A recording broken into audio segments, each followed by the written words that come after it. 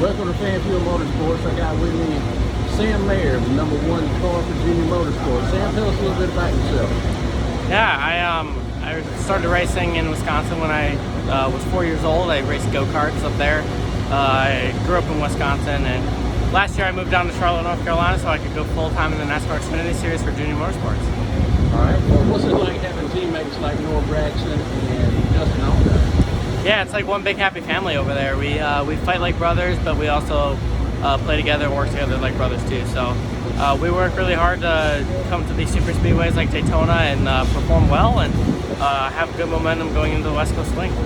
You get a full year this year, correct? So you get to go to all the tracks, and some of them you've been to already, some of them you haven't. What's going to be your biggest challenge? Probably next weekend in California is going to be one of the tougher ones, just because I've never been there before, and it's a really old, rough racetrack, and it's a fast one too. So that's going to be one that we hope to just survive through and have good momentum going into Vegas and Phoenix, and hopefully perform well. Obviously, we are running for a championship this year. That's the end goal.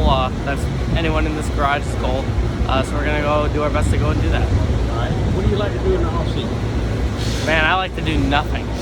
Literally nothing. Any sort of responsibility, I try to ignore it and just relax and do nothing, because with racing, you're constantly traveling, constantly doing something, and the off-season is kind of like your time to just relax.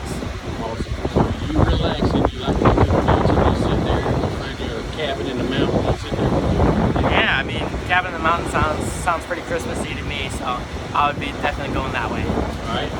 Now, I've got to ask, but since you've been racing since you was 4, do you have a most memorable oh shit moment in a race car?